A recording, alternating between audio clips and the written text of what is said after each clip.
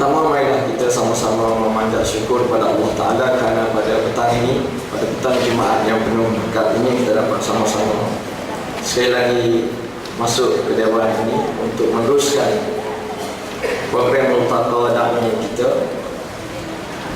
Dan saya merasa amat berbesar hati dan rasa cukup bergembira untuk bersama dengan tuan-tuan semua, walaupun agak kekok untuk berada di atas pentas ini. Ini saya ingat hanya kali kedua saya dipanggil oleh Perhubungan Negeri di peringkat negeri untuk menyampaikan satu pentas. Kerana biasanya saya hanya dipanggil oleh pemuda, sebab saya banyak terlibat dengan Dewan Pemuda. Tapi mungkin oleh kerana yang terlibat dengan program ini banyak kawan-kawan, dia jemput saya bagi Ustaz Nasir, Ustaz Ahmad Yahya untuk turut sama menyumbang kepada parti dalam program-program yang saya. Tuan-tuan semua, di hadapan tuan-tuan ada satu kertas yang saya sempat tulis ringkasannya. Saya diminta untuk menyentuh beberapa isu. Saya bawa di sini ada 3 isu untuk kita sama-sama melihat bagaimana untuk kita berperanan secara mudah menjawab persoalan-persoalan yang kadang-kadang kita rasa agak jauh, agak besar untuk kita ulas.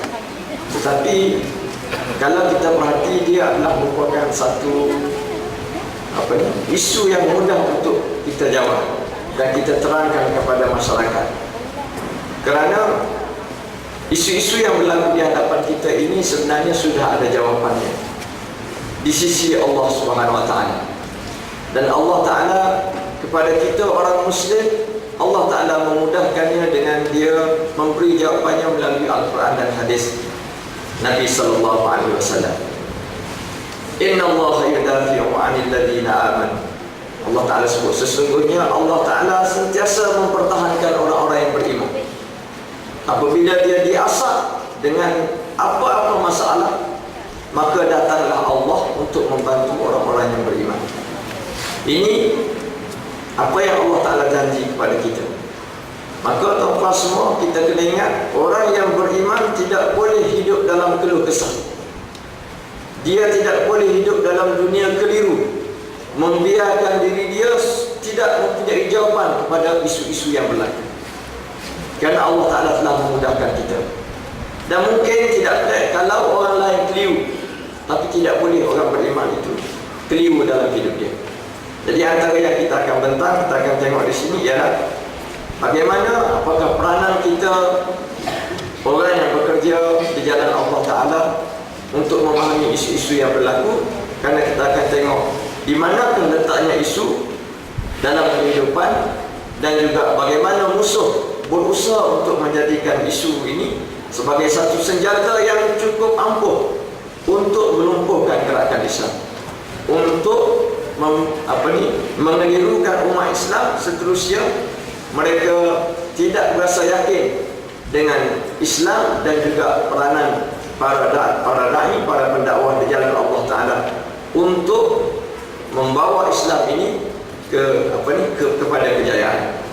Tuan-tuan semua, saya tulis ni sebenarnya agak lewat. Saya hanya menunggu dalam 2 hari akhir ni. YB kawan saya Ustaz Nasir minta saya tulis, saya segera tulis. Walaupun ada beberapa poin yang saya rasa tertinggal, tapi cukuplah untuk petang ini. Saya rasa tuan-tuan boleh tengok untuk kita memudahkan bagaimana. Pertama sekali, kita wajib untuk menjawab, dan wajib untuk berusaha pandai menjawab isu. Jangan kita serahkan untuk menjawab isu ni, tunggu panggil Mak Sabu mari, tunggu panggil Datuk Tuan Ibrahim mari.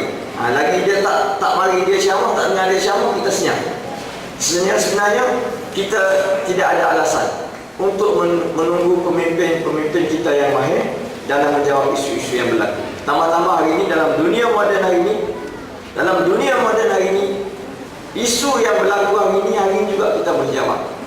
Kerana maklumat yang begitu cepat yang ada di hadapan kita, dan di hadapan kita sumber yang begitu mudah. Sama ada musuh pun mudah untuk membawa isu. Begitu juga kita pembangkang, kita di pihak gerakan dakwah ini begitu mudah untuk memperoleh jawapan, kerana di hadapan kita ini media-media yang begitu bebas yang boleh kita rujuk pada bila-bila masa saja. Baik, kita pergi kepada buku surat pertama. Dalam pengenalan ini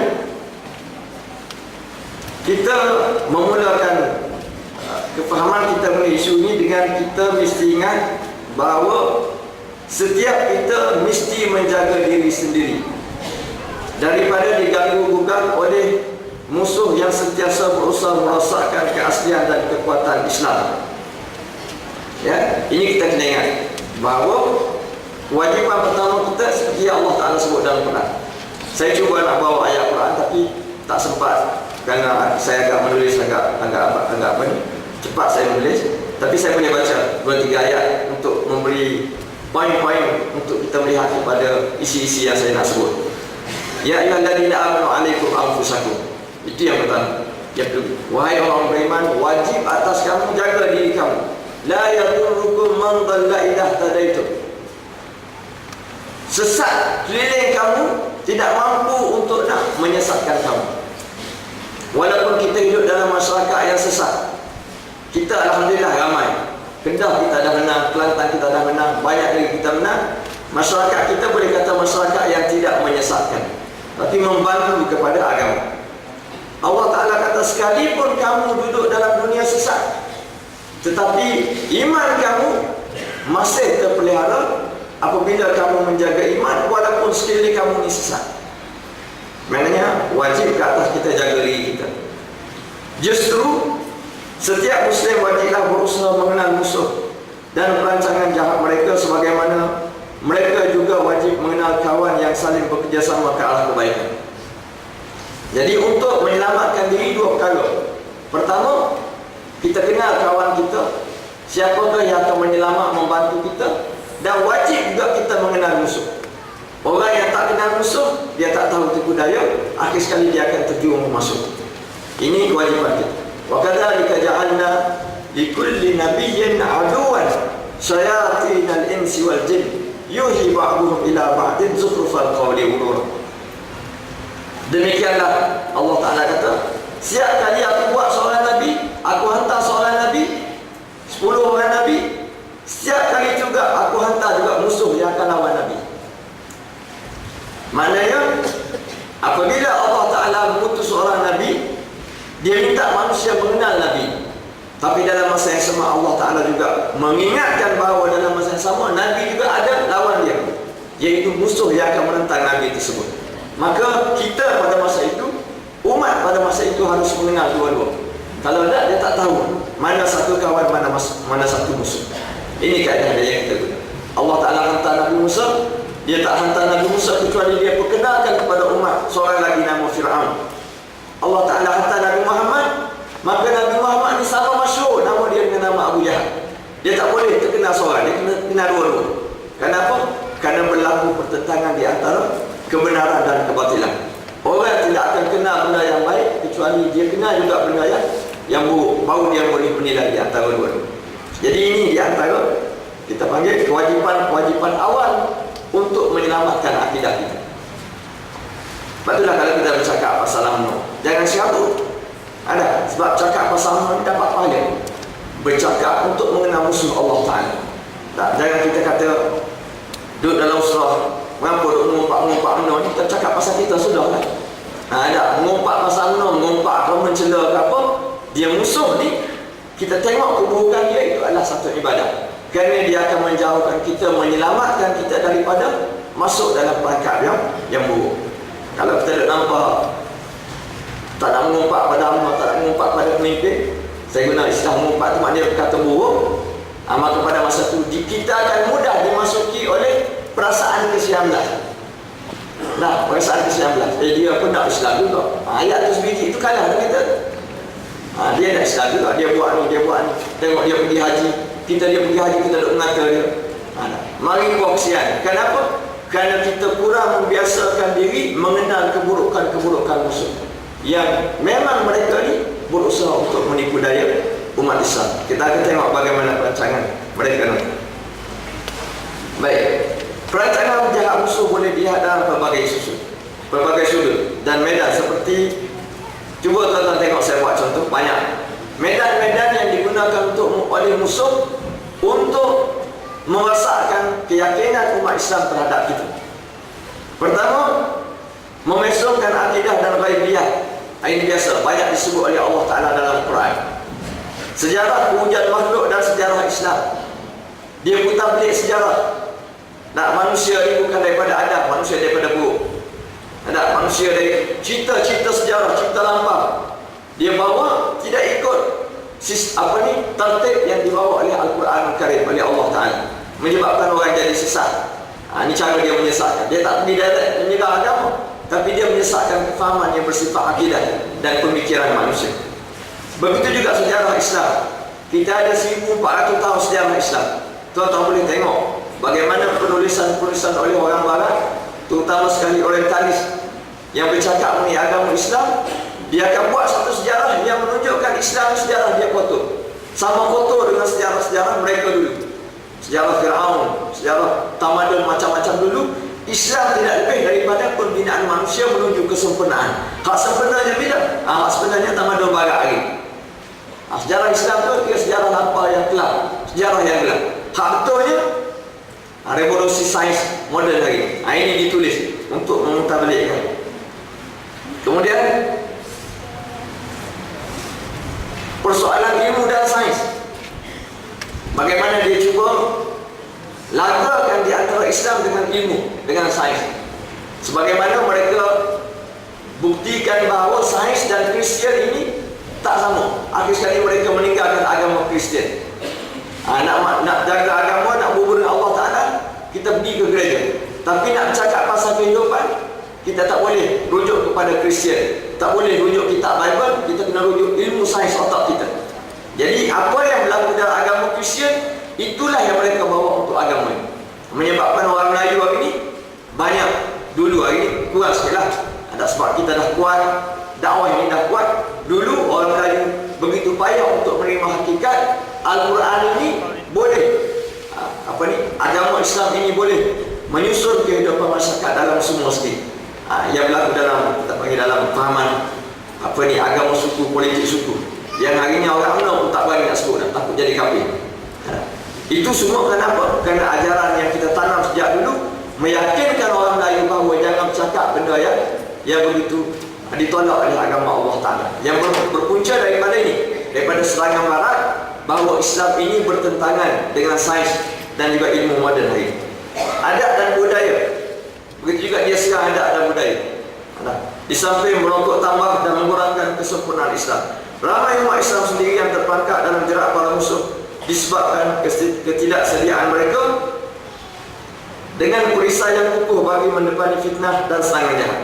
Ini pengenalan kita, kemudian kita masuk di antara perancangan musuh yang paling mendapat tempat dan perhatian mereka dalam meracuni pemikiran dan kesatuan umat Islam ialah mencetuskan dan mengeksploitasi isu-isu semasa, masyarakat dan kehidupan yang mampu mengeruhkan kejernihan dan melonggarkan kepercayaan sesama kelompok orang-orang yang beriman. Ini kita nak tunggu bagaimana dalam banyak-banyak senjata yang digunakan oleh musuh untuk melemahkan dakwah Islam ialah mereka menjadikan isu-isu kehidupan. Tak sejarah tu biarlah, sejarah Mak Indira tu jangan-jangan, itu pun Mak Sabu sebut. Sejarah Tok Jagut, sejarah ni, itu mereka tak sebut, itu bukan isu. Kita panggil itu sejarah, isu lama. Yang kita nak sebut ialah isu semasa. Isu semasa ni begitu dekat dengan masyarakat. Isu ekonomi, isu politik, isu sosial. Musuh menjadikan isu yang berlaku ni umpan untuk menarik masyarakat kepada mereka. Dan kalau kita para dai gagal memahami isu tak minat, biasa saya kata sebut, kalau golongan ustaz ni setengah-setengah ustaz dia tak minat, dia minat baca kitab. Bila sebut pasal isu, ini kita beri dengan ceramah Mak Sabu. Tunggu ustaz mari ceramah, tunggu kajian mari ceramah. Kenapa? Kerana saya tak minat isu. Ini jawapan yang biasa diberi oleh golongan ustaz yang kita nak buat. Kita nak yakinkan semua bahawa memahami isu ini adalah kewajipan.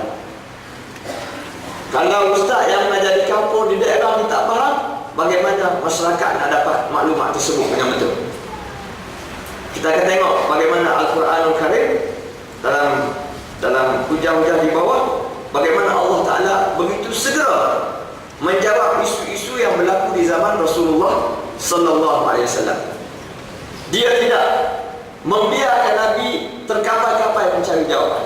Bahkan Al-Quran segera turun membantu melalui wahyu daripada Jibril alaihissalam. Maknanya isu yang berlaku, isu barang naik, barang turun, apa-apa isu yang berlaku, orang yang pertama perlu tahu jawapannya ialah aktivis masyarakat.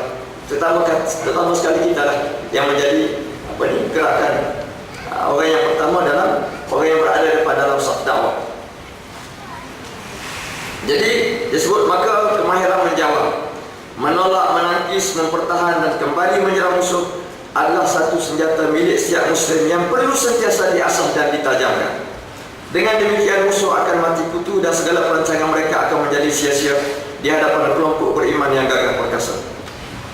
Ini mukadimah yang saya nak sebut mengenai pentingnya tajuk untuk kita bincang pada petang ini, bahawa di antara perancangan musuh ialah menguasai isu. Sekarang ini kita gerakan dakwah mesti menguasai isu supaya isu tersebut melantun balik kepada musuh, insya-Allah.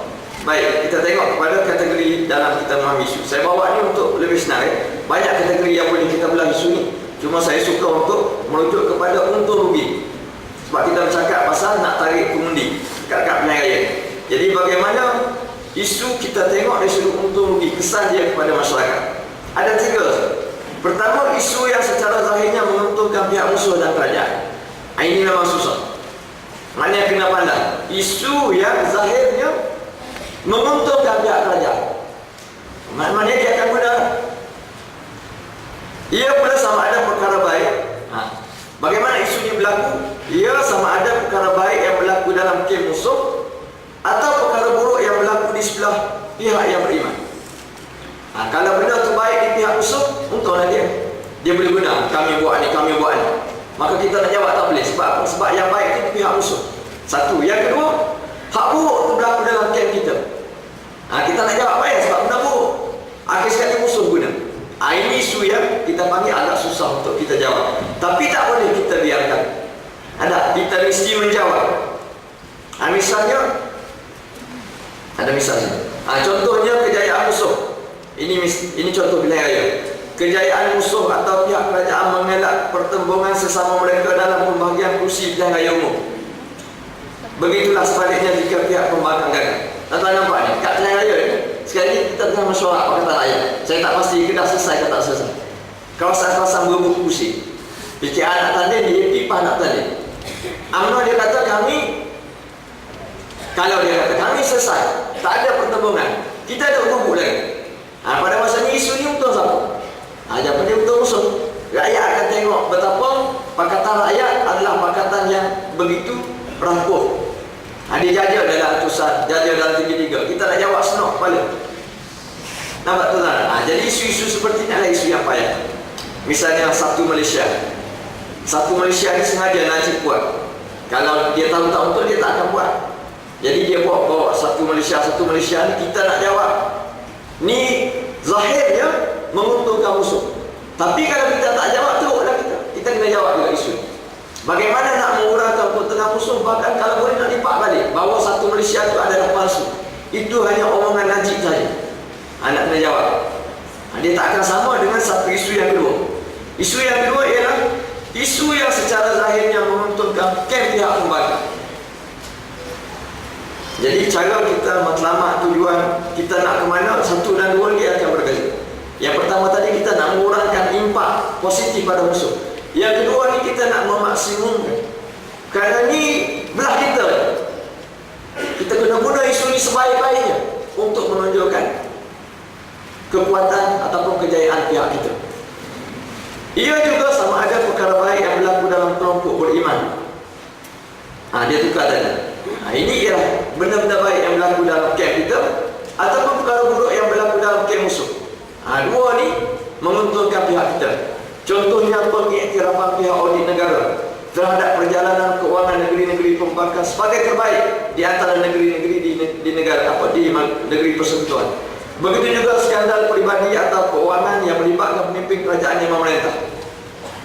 Ini sebagai contoh. Contohnya pihak audit negara, dia beritahu masuk dalam TV, tak boleh nak disangka oleh siapa-siapa lagi. Kalau kita sama-sama dia boleh sangka. Kita kata kami terbaik. Ada. Bohong dia. Tapi kalau audit sendiri yang mengiktiraf kita mesti gunakan sebaik-baik. Kenapa? Ini memang isu yang menguntungkan kita. Tak boleh kita senyap, rugi. Begitu juga berlaku kes skandal 250 juta. Anda minta tak maaf mahkamah apa lagi, tapi isu ni dah hidup dalam masyarakat, memang Allah payah nak jawab. Tiba-tiba kita senyap, kesian kat Kak Jat. Kesian kat dia. Ada dia orang perempuan, kita cari orang lelaki lah, entah pun. Jadi akhir sekali rugi. Ini saya sebut isu kedua yang berbeza dengan isu yang pertama. Jadi tahap dia kita akan tengok nanti bagaimana cara kita nak dulu. Yang ketiga, isu yang untung ruginya bergantung kepada kebijaksanaan kedua-dua pihak menggunakannya bagi pihak masing-masing. Isu ni terletak pada kita sendiri, kebijaksanaan. Nak kata untung musuh tak, kita boleh guna untuk pihak itu. Nak kata untung musuh tak, untung tak. Jadi di sinilah kemahiran itu perlu.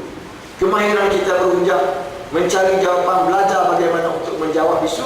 Akhir sekali segala isu yang berlaku dalam masyarakat ini, tiga-tiga ni tidak memeningkan kita. Dan kita akan tengok dalam contoh saya bawa nanti, bagaimana kita akan tengok. Saya bawa contoh yang ketiga. Yang pertama, yang kedua saya tak bawa, saya bawa contoh yang ketiga. Bagaimana nak menggunakan isu ini supaya benar-benar memihak kepada kita. Nah, tinggal lagi tuan-tuan, kita sebagai para pendai perlu belajar menjawab, sama ada dengan lisan ataupun penulisan, apa-apa cara untuk meyakinkan masyarakat bahawa kita adalah di pihak yang benar. Sekarang kita tengok yang ketiga, kewajipan. Ini kita bawa dulu beberapa dalil ataupun bukti bahawa agama kita, Al-Quran dan hadis Nabi, sirah Rasulullah SAW, dan dia begitu cepat dalam menjawab. Saya ringkaskan ni kerana kalau nak bawa contoh dia akan jadi ketah panjang. Saya pun tak sempat. InsyaAllah mungkin ada masa lagi kita akan cuba kumpulkan dengan baik untuk kita memahami isu-isu mengikut Al-Quran dan hadis Nabi SAW.